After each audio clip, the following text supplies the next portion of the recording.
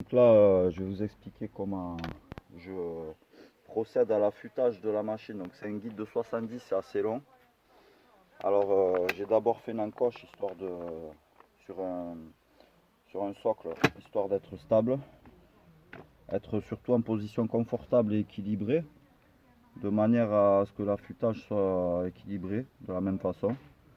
Donc là, comme ça fait quelques fois que j'ai pas réduit l'épaisseur des limiteurs de copeaux, donc ça c'est des maillons anti-rebond, parce que sinon ça taperait directement là-dessus, et ça joue aussi le rôle de gabarit pour l'épaisseur du copeau.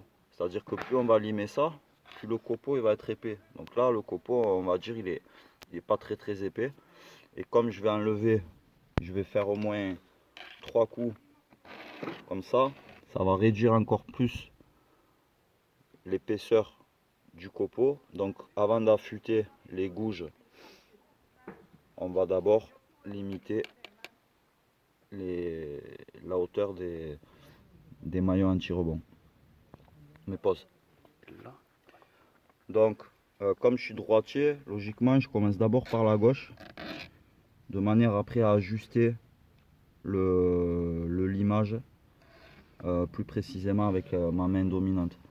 Donc on va faire, il y a beaucoup de maillons là, c'est un guide de 70. Logiquement tu dois compter les maillons pour savoir où t'en es. Voilà, je les ai pas comptés, on va faire visuellement. Le tout c'est de ne pas abîmer la gouge ici, qui sert à couper le bois. C'est pourquoi on le fait en premier. Comme ça après on rattrape avec la lime qui sert à affûter. Moi je tiens mes doigts comme ça, de manière à guider la lime.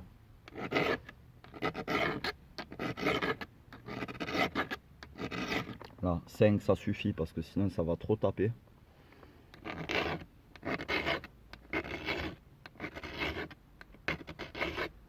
Soit horizontal ou légèrement incurvé comme ça, pour limiter le rebond justement. Si c'est comme ça, ça va plus glisser sur le bois, alors que si c'est comme ça va taper. Et là par contre si tu fais comme ça tape aussi, encore plus.